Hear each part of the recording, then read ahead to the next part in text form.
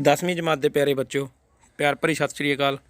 ਇੱਕ ਵਾਰ ਫੇਰ ਤੋਂ ਸਵਾਗਤ ਹੈ ਤੁਹਾਡਾ ਸ਼ਬਦ ਗੁਰੂ ਆਨਲਾਈਨ ਸਟੱਡੀ YouTube ਚੈਨਲ ਦੀ ਇਸ ਖਾਸ ਵੀਡੀਓ ਦੇ ਵਿੱਚ। ਜਿਵੇਂ ਕਿ ਤੁਹਾਨੂੰ ਪਤਾ ਹੀ ਹੈ ਕਿ ਪੰਜਾਬੀ ਵਿਸ਼ੇ ਦੇ ਬਦਲੇ ਹੋਏ ਪੇਪਰ ਪੈਟਰਨ ਵਿੱਚ 30 ਅੰਕਾਂ ਦੇ ਵਸਤੂਨਿਸ਼ਟ ਪ੍ਰਸ਼ਨ ਪੁੱਛੇ ਜਾਣੇ ਨੇ। ਸੋ ਆਪਾਂ ਨਵੇਂ ਪੈਟਰਨ ਦੇ ਅਨੁਸਾਰ ਵਿਆਕਰਨ ਦੇ ਵਸਤੂਨਿਸ਼ਟ ਪ੍ਰਸ਼ਨ ਲੈ ਕੇ ਆਏ ਹਾਂ। ਵੀਡੀਓ ਨੂੰ ਸ਼ੁਰੂ ਤੋਂ ਅਖੀਰ ਤੱਕ ਜ਼ਰੂਰ ਦੇਖਣਾ। ਇਹ ਵੀਡੀਓ ਪੰਜਾਬੀ ਵਿਸ਼ੇ ਦੇ B ਪੇਪਰ ਦੀ ਤਿਆਰੀ ਲਈ ਤੁਹਾਡੇ ਵਾਸਤੇ ਬਹੁਤ ਲਾਹੇਵੰਦ ਸਾਬਿਤ ਹੋਵੇਗੀ। ਸੋ ज़्यादा ਸਮਾਂ ਨਾ ਲੈਂਦੇ ਹੋਏ ਸ਼ੁਰੂ ਕਰਦੇ ਹਾਂ ਆਪਾਂ ਆਪਣੀ ਅੱਜ ਦੀ ਆਨਲਾਈਨ ਜਮਾਤ। ਸਭ ਤੋਂ ਪਹਿਲਾਂ ਵਸਤੂਨਿਸ਼ਟ ਪ੍ਰਸ਼ਨ ਲੈਂਦੇ ਆਪਾਂ। ਪੰਜਾਬੀ ਦੀਆਂ ਧੁਨੀਆਂ ਕਿੰਨੇ ਪ੍ਰਕਾਰ ਦੀਆਂ ਹਨ? 2 ਪ੍ਰਕਾਰ ਦੀਆਂ। ਕਿਹੜੀਆਂ-ਕਿਹੜੀਆਂ? ਸਵਰ ਧੁਨੀਆਂ ਤੇ ਵਿਅੰਜਨ ਧੁਨੀਆਂ। ਪੰਜਾਬੀ ਦੇ ਸਵਰ ਵਾਹਕ ਕਿਹੜੇ-ਕਿਹੜੇ ਨੇ ਜਿਨ੍ਹਾਂ ਤੋਂ ਸਵਰ ਬਣਦੇ ਨੇ ਲਗਾ ਮਾਤਰਾ ਲਗਾ ਕੇ? ਊੜਾ, ਐੜਾ, ਈੜੀ 3। ਇਹਨਾਂ ਨੂੰ ਹੀ ਲਗਾ ਮਾਤਰਾ ਲਗਾ ਕੇ ਆਪਣੇ ਪੰਜਾਬੀ ਦੇ 10 ਸਵਰ ਬਣਦੇ ਨੇ। ਪੰਜਾਬੀ ਦੀਆਂ 10 ਸਵਰ ਧੁਨੀਆਂ ਦੀ ਸਹੀ ਤਰਤੀਬ ਲਿਖੋ। ਮੁਕਤਾ, ਕੰਨਾ, ਸਿਹਾਰੀ, ਵਿਹਾਰੀ, ਔਂਕੜ, ਤਲੈਂਕੜ, ਲਾਂ, ਤੁਲਾਂ, ਹੋੜਾ, ਕਨੌੜਾ। ਇਹ ਸਹੀ ਤਰਤੀਬ ਹੈ ਪੰਜਾਬੀ ਦੇ 10 ਸਵਰਾਂ ਦੀ। ਦੁੱਤ ਅੱਖਰ ਜਾਂ ਸੰਯੁਕਤ ਅੱਖਰ ਕਿਹੜੇ ਹਨ? ਹਾਹਾ, ਰਾਰਾ, ਵਾਵਾ। ਇਹ ਕਿਉਂ ਇਹਨਾਂ ਨੂੰ ਦੁੱਤ ਜਾਂ ਸੰਯੁਕਤ ਅੱਖਰ ਕਿਹਾ ਜਾਂਦਾ? ਕਿਉਂਕਿ ਹੋਰ ਵਿਅੰਜਨ ਧੁਨੀਆਂ ਦੇ ਪੈਰ 'ਚ ਜੋੜ ਕੇ ਲਿਖੇ ਜਾਂਦੇ ਨੇ। ਪੰਜਾਬੀ ਦੀ ਨਵੇਕਲੀ ਧੁਨੀ ਕਿਹੜੀ ਹੈ? ਲੱਲੇ ਪੈਰ ਬਿੰਦੀ। ਗੁਰਮੁਖੀ ਲਿਪੀ ਦਾ ਪੁਰਾਣਾ ਨਾਮ ਕੀ ਸੀ? 35। ਪੰਜਾਬੀ ਦੀਆਂ ਉਲਟ ਜੀਬੀ ਵਿਅੰਜਨ ਧੁਨੀਆਂ ਤੇ 2 ਹੁੰਠੀ ਵਿਅੰਜਨ ਧੁਨੀਆਂ ਕਿਹੜੀਆਂ ਹਨ? ਉਲਟ ਜੀਬੀ ਵਿਅੰਜਨ ਧੁਨੀਆਂ ਕਿਹੜੀਆਂ ਨੇ? ਟੈਂਕਾ, ਠੱਠਾ, ਡੱਡਾ, ਢੱਡਾ, ਨਾਣਾ। ਕਿਉਂਕਿ ਜਦੋਂ ਇਹਨਾਂ ਦਾ ਉਚਾਰਨ ਕਰਦੇ ਹਾਂ ਆਪਾਂ ਤਾਂ ਆਪਣੀ ਜੀਭ ਉਲਟ ਕੇ ਤਾਲੂਏ ਨਾਲ ਲੱਗਦੀ ਹੈ, ਇਸ ਕਰਕੇ ਇਹ ਉਲਟ ਜੀਬੀ ਵਿਅੰਜਨ ਧੁਨੀਆਂ ਨੇ। ਤੇ 2 ਹੁੰਠੀ ਵਿਅੰਜਨ ਧੁਨੀਆਂ ਕਿਹੜੀਆਂ ਨੇ? ਪੱਪਾ, ਫੱਫਾ, ਬੱਬਾ, ਭੱਬਾ, ਮੰਮਾ। ਕਿਉਂਕਿ ਇਹਨਾਂ ਦਾ ਉਚਾਰਨ ਕਰਨ ਸਮੇਂ ਆਪਣੇ ਦੋਵੇਂ ਬੁੱਲ ਜੁੜਦੇ ਆ। 2 ਹੁੰਠੀ ਵਿਅੰਜਨ ਧੁਨੀਆਂ ਨੇ ਇਹ। ਲਗਾਖਰ ਕੀ ਹਨ? ਬਿੰਦੀ, ਟਿੱਪੀ, ਅੱਧਕ। ਬਹੁਤੇ ਵਿਦਿਆਰਥੀਆਂ ਨੂੰ ਭੁਲੇਖਾ ਪੈਂਦਾ ਕਿ ਲਗਾ ਨੇ। ਇਹ ਲਗਾ ਨਹੀਂ, ਇਹ ਲਗਾਖਰ ਨੇ। ਸੁਰਜੀਤ ਪਾਤਰ ਨੇ ਕਿਤਾਬ ਲਿਖੀ, ਵਾਕ ਵਿੱਚੋਂ ਕਰਮ ਚੁਣੋ। ਹੁਣ ਕਰਮ ਕੀ ਹੁੰਦਾ? ਜਿਹਦੇ ਉੱਪਰ ਕਿਰਿਆ ਵਾਪਰਦੀ ਹੈ। ਹੁਣ ਇੱਥੇ ਕਿਰਿਆ ਕੀ ਆ? ਲਿਖੀ। ਤੇ ਲਿਖਣ ਦੀ ਕਿਰਿਆ ਕਿਹਦੇ ਤੇ ਵਾਪਰੀ ਆ? ਕਿਤਾਬ ਤੇ। ਤੋ ਕਰਮ ਕੀ ਆ ਜਾਊਗਾ? ਕਿਤਾਬ। ਅਗਲਾ ਪ੍ਰਸ਼ਨ, ਅਸੀਂ ਪਟਿਆਲਾ ਯੂਨੀਵਰਸਿਟੀ ਜਾ ਰਹੇ ਹਾਂ। ਵਾਕ ਵਿੱਚ ਪੁਰਖਵਾਚਕ ਪੜਨਾਮ ਦੀ ਕਿਹੜੀ ਕਿਸਮ ਹੈ? ਇਹਦੇ ਵਿੱਚ ਪੁਰਖਵਾਚਕ ਪੜਨਾਮ ਅਸੀਂ ਹੈ। ਤੇ ਪੁਰਖਵਾਚਕ ਪੜਨਾਮ ਅੱਗੇ 3 ਤਰ੍ਹਾਂ ਦਾ ਹੁੰਦਾ: ਉੱਤਮ ਪੁਰਖ, ਮੱਧਮ ਪੁਰਖ, ਅੰਨ੍ਯ ਪੁਰਖ। ਹੁਣ ਅਸੀਂ ਕਿਹੜੀ ਕਿਸਮ ਆ ਪੁਰਖਵਾਚਕ ਪੜਨਾਮ ਦੀ? ਇਹ ਉੱਤਮ ਪੁਰਖ। ਕਿਉਂਕਿ ਮੈਂ, ਮੇਰਾ, ਮੈਨੂੰ, ਅਸੀਂ, ਸਾਡਾ, ਸਾਨੂੰ, ਇਹ ਉੱਤਮ ਪੁਰਖ ਨੇ। ਕਿਸੇ ਇਲਾਕੇ ਦੇ ਲੋਕਾਂ ਦੀ ਸਾਂਝੀ ਭਾਸ਼ਾ ਨੂੰ ਕੀ ਕਹਿੰਦੇ ਨੇ? ਜਿਹੜੀ ਸਾਰੇ ਸਮਝਦੇ ਆ, ਸਾਰੇ ਬੋਲਦੇ ਆ, ਜਾਂ ਸਿੱਖਿਆ ਦੀਆਂ ਲੋੜਾਂ ਵੀ ਪੂਰੀਆਂ ਕਰਦੀ ਆ, ਉਹਨੂੰ ਆਪਾਂ ਕਹਿੰਦੇ ਹਾਂ ਟਕਸਾਲੀ, ਸਾਹਿਤਕ ਜਾਂ ਮਿਆਰੀ। ਤਿੰਨਾਂ 'ਚੋਂ ਕੋਈ ਇੱਕ ਵੀ ਲਿਖ ਸਕਦੇ ਹੋ, ਤਿੰਨੇ ਵੀ ਲਿਖ ਸਕਦੇ ਹੋ, 2 ਵੀ ਲਿਖ ਸਕਦੇ ਹੋ। ਇਹਨਾਂ ਦਾ ਮਤਲਬ ਇੱਕੋ ਹੀ ਆ, ਟਕਸਾਲੀ, ਸਾਹਿਤਕ ਜਾਂ ਮਿਆਰੀ। ਜਿਹੜੀ ਉਹ ਭਾਸ਼ਾ ਹੁੰਦੀ ਆ ਕਿਸੇ ਇਲਾਕੇ ਦੇ ਲੋਕਾਂ ਦੀ ਸਾਂਝੀ ਭਾਸ਼ਾ ਦੀ ਹੈ। ਮੋਹਾਲੀ ਵਿੱਚ ਕਿਹੜੀ ਉਪਬੋਲੀ ਬੋਲੀ ਜਾਂਦੀ ਹੈ? ਪੁਆਧੀ। ਮਾਝੀ ਉਪਬੋਲੀ ਬੋਲਣ ਵਾਲੇ 2 ਜ਼ਿਲ੍ਹਿਆਂ ਦੇ ਨਾਮ ਲਿਖੋ। ਤਰਨਤਾਰਨ, ਅੰਮ੍ਰਿਤਸਰ। ਮਲਵਈ ਉਪਬੋਲੀ ਕਿੱਥੇ ਬੋਲੀ ਜਾਂਦੀ ਹੈ? ਮਾਲਵੇ ਇਲਾਕੇ 'ਚ। ਮਾਲਵੇ ਇਲਾਕੇ 'ਚ ਕਿਹੜੇ-ਕਿਹੜੇ ਜ਼ਿਲ੍ਹੇ ਆ ਜਾਂਦੇ ਆ? ਸੰਗਰੂਰ, ਬਰਨਾਲਾ, ਬਠਿੰਡਾ, ਮਾਨਸਾ। ਈੜੀ ਨਾਲ ਕਿਹੜੀਆਂ ਲਗਾਂ ਲੱਗਦੀਆਂ ਨੇ? ਈੜੀ ਨੂੰ ਸਿਹਾਰੀ ਵੀ ਲੱਗਦੀ ਹੈ, ਈੜੀ ਨੂੰ ਵਿਹਾਰੀ ਵੀ ਲੱਗਦੀ ਹੈ, ਤੇ ਈੜੀ ਨੂੰ ਲਾਂ ਵੀ ਲੱਗਦੀ ਹੈ। ਇਸ ਕਰਕੇ ਈੜੀ ਨਾਲ 3 ਲਗਾਂ ਲੱਗਦੀਆਂ ਨੇ। ਵਿਆਕਰਨ ਦਾ ਮੁੱਖ ਮੰਤਵ ਕੀ ਹੈ? ਭਾਸ਼ਾ ਦੇ ਨਿਯਮਾਂ ਨੂੰ ਵਿਗਿਆਨਕ ਢੰਗ ਨਾਲ ਸਮਝਣਾ। ਅੱਗੇ ਚੱਲਦੇ ਹਾਂ ਆਪਾਂ। ਕੀ ਭਾਸ਼ਾ ਦੇ ਨਿਯਮਾਂ ਵਿੱਚ ਤਬਦੀਲੀ ਕਰਨੀ ਪੈਂਦੀ ਹੈ? ਹਾਂ, ਕਿਉਂਕਿ ਭਾਸ਼ਾ ਸਥਿਰ ਨਹੀਂ ਰਹਿੰਦੀ, ਬਲਕਿ ਇਹ ਗਤੀਸ਼ੀਲ ਵਰਤਾਰਾ ਗਾ, ਇਹ ਹਮੇਸ਼ਾ ਬਦਲਦੀ ਰਹਿੰਦੀ ਹੈ। ਪੰਜਾਬੀ ਦੀਆਂ ਨਾਸਕੀ ਧੁਨੀਆਂ ਕਿਹੜੀਆਂ ਹਨ? ਹੁਣ ਨਾਸਕੀ ਧੁਨੀਆਂ ਕਿਹੜੀਆਂ ਹੁੰਦੀਆਂ ਨੇ? ਜਿਨ੍ਹਾਂ ਦਾ ਉਚਾਰਨ ਆਪਾਂ ਨੱਕ ਰਾਹੀਂ ਕਰਦੇ ਹਾਂ। ਨੰਨਾ, ਮੰਮਾ, ਨਾਣਾ, ਨਈਆਂ, ਅੰਗਾਂ, ਇਹ 5 ਨਾਸਕੀ ਧੁਨੀਆਂ ਨੇ ਪੰਜਾਬੀ ਦੀਆਂ। ਕਿਸੇ ਭਾਸ਼ਾ ਦੇ ਸ਼ੁੱਧ ਸਰੂਪ ਨੂੰ ਸਮਝਣ ਲਈ ਕਿਸ ਦਾ ਖਾਸ ਮਹੱਤਵ ਹੈ?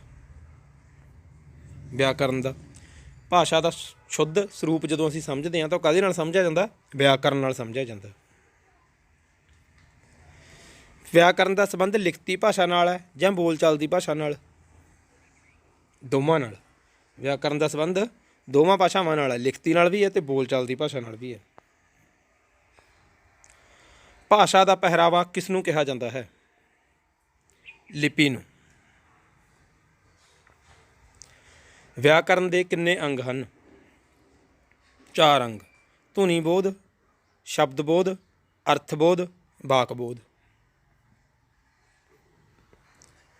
ਭਾਸ਼ਾ ਦੀ ਸਭ ਤੋਂ ਛੋਟੀ ਅਤੇ ਵੱਡੀ ਇਕਾਈ ਕਿਹੜੀ ਹੈ? ਸਭ ਤੋਂ ਛੋਟੀ ਵੀ ਦੱਸਣੀ ਹੈ ਅਤੇ ਸਭ ਤੋਂ ਵੱਡੀ ਵੀ। ਛੋਟੀ ਇਕਾਈ ਧੁਨੀ, ਵਰਨ, ਅੱਖਰ, ਕੋਈ ਵੀ ਇੱਕ ਲਿਖ ਸਕਦੇ ਹੋ। ਵੱਡੀ ਇਕਾਈ ਵਾਕ।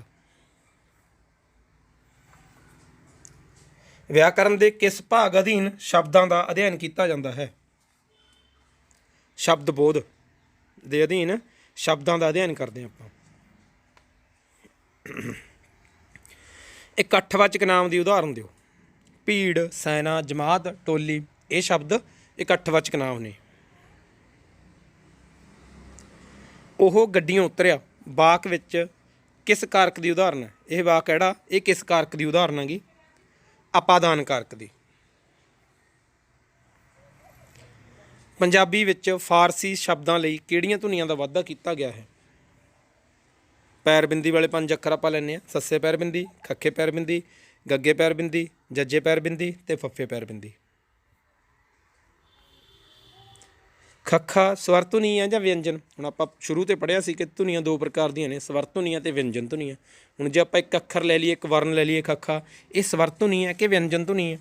ਇਹ ਵਿਅੰਜਨ ਧੁਨੀ ਹੈ, ਕਿਉਂਕਿ ਇਹਦਾ ਉਚਾਰਨ ਕਰਨ ਸਮੇਂ ਕੋਈ ਨਾ ਕੋਈ ਉਚਾਰਨ ਅੰਗ ਰੁਕਾਵਟ ਪਾਉਂਦਾ, ਅਤੇ ਜਦੋਂ ਕੋਈ ਉਚਾਰਨ ਅੰਗ ਉਚਾਰਨ ਸਮੇਂ ਰੁਕਾਵਟ ਪਾਵੇ ਉਹ ਵਿਅੰਜਨ ਧੁਨੀ ਹੁੰਦੀ ਆ, ਅਤੇ ਜਦੋਂ ਬੇਰੋਕ ਹਵਾ ਬਾਹਰ ਨਿਕਲਦੀ ਆ ਉਚਾਰਨ ਕਰਨ ਸਮੇਂ ਉਹ ਸਵਰ ਧੁਨੀ ਹੁੰਦੀ ਹੈ, ਅਤੇ ਖੱਖਾ ਵਿਅੰਜਨ ਧੁਨੀ ਆ। ਅੱਗੇ ਆ ਜਾਂਦੇ ਆਪਣੇ ਕੋਲ ਖਾਲੀ ਥਾਵਾਂ। ਭਾਸ਼ਾ ਦਾ ਸ਼ੁੱਧ ਅਤੇ ਮਿਆਰੀ ਸਰੂਪ ਸਮਝਣ ਲਈ ਡੈਸ਼ ਦਾ ਬੜਾ ਮਹੱਤਵ ਹੈ? ਵਿਆਕਰਨ ਦਾ। ਬੋਲਚਾਲ ਦੀ ਭਾਸ਼ਾ ਦੇ ਨਿਯਮ ਬਹੁਤੇ ਡੈਸ਼ ਨਹੀਂ ਹੁੰਦੇ, ਪੀਡੇ ਜਾਂ ਸਖਤ। ਜਿਸ ਸ਼ਬਦ ਦੇ ਅਰਥ ਹੋਣ ਉਸ ਨੂੰ ਡੈਸ਼ ਕਹਿੰਦੇ ਹਨ? ਸਾਰਥਕ ਸ਼ਬਦ। ਭਾਰਤੀ ਸੰਵਿਧਾਨ ਅਨੁਸਾਰ ਪ੍ਰਵਾਨਿਤ ਭਾਸ਼ਾਵਾਂ ਦੀ ਗਿਣਤੀ ਡੈਸ਼ ਹੈ? 22 ਭਾਸ਼ਾਵਾਂ ਨੂੰ ਭਾਰਤੀ ਸੰਵਿਧਾਨ ਦੇ ਵਿੱਚ ਮਾਨਤਾ ਪ੍ਰਾਪਤ ਹੈ, ਅਤੇ ਆਪਣੀ ਪੰਜਾਬੀ ਵੀ ਉਹਦੇ ਵਿੱਚੋਂ ਇੱਕ ਆ। ਪੰਜਾਬੀ ਨੂੰ ਪੰਜਾਬ ਵਿੱਚ ਡੈਸ਼ ਦਾ ਦਰਜਾ ਪ੍ਰਾਪਤ ਹੈ? ਰਾਜ ਭਾਸ਼ਾ ਦਾ। ਬੋਲਚਾਲ ਦੀ ਭਾਸ਼ਾ ਦੇ ਇਲਾਕਾਈ ਰੂਪ ਨੂੰ ਡੈਸ਼ ਕਹਿੰਦੇ ਹਨ? ਉਪਬੋਲੀ ਕਹਿੰਦੇ ਹਨ ਜਾਂ ਉਪਭਾਸ਼ਾ। ਸਿੱਖਿਆ ਦੀਆਂ ਲੋੜਾਂ ਪੂਰੀਆਂ ਕਰਨ ਵਾਲੀ ਭਾਸ਼ਾ ਨੂੰ ਡੈਸ਼ ਕਹਿੰਦੇ ਹਨ? ਟਕਸਾਲੀ, ਸਾਹਿਤਕ, ਮਿਆਰੀ, ਕਿਉਂਕਿ ਇਹ ਕਿਸੇ ਇਲਾਕੇ ਦੇ ਸਾਰੇ ਲੋਕਾਂ ਦੁਆਰਾ ਸਮਝੀ ਜਾਣ ਵਾਲੀ ਭਾਸ਼ਾ ਹੁੰਦੀ ਹੈ, ਇਸ ਕਰਕੇ ਸਿੱਖਿਆ ਦੀਆਂ ਲੋੜਾਂ ਪੂਰੀਆਂ ਕਰਨ ਵਾਲੀ ਭਾਸ਼ਾ ਨੂੰ ਟਕਸਾਲੀ, ਸਾਹਿਤਕ ਅਤੇ ਮਿਆਰੀ ਭਾਸ਼ਾ ਕਹਿੰਦੇ ਨੇ।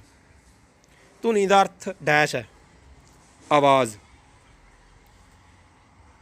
ਆੜਾ ਮੁਕਤਾ, ਈੜੀ ਸਿਹਾਰੀ, ਊੜੇ ਨੂੰ ਔਂਕੜ, ਇਹ ਡੈਸ਼ ਸਵਰ ਨੇ, ਇਹ ਲਘੂ ਸਵਰ ਨੇ। ਨੱਕ ਰਾਹੀਂ ਉਚਾਰੀਆਂ ਜਾਣ ਵਾਲੀਆਂ ਧੁਨੀਆਂ ਡੈਸ਼ ਧੁਨੀਆਂ ਹਨ? ਨਾਸਕੀ ਧੁਨੀਆਂ। ਪੰਜਾਬੀ ਦੀਆਂ ਨਾਸਕੀ ਧੁਨੀਆਂ ਦੀ ਗਿਣਤੀ ਡੈਸ਼ ਹੈ? 5।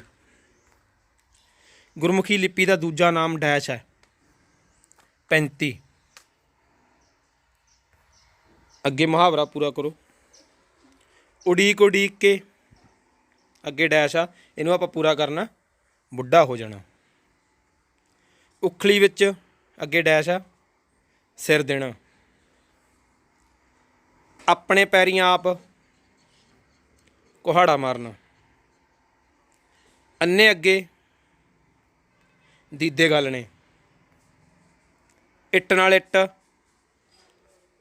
ਖੜਕਾਉਣੀ। ਅੱਗੇ ਚੱਲਦੇ ਹਾਂ ਆਪਾਂ। ਇੱਕੋ ਰੱਸੇ ਫਾਹੇ ਦੇਣਾ। ਸਿਰ 'ਤੇ ਜੂੰ ਨਾ ਸਰਕਣੀ। ਸੋਨੇ ਤੇ ਸੁਹਾਗੇ ਦਾ ਕੰਮ ਕਰਨਾ।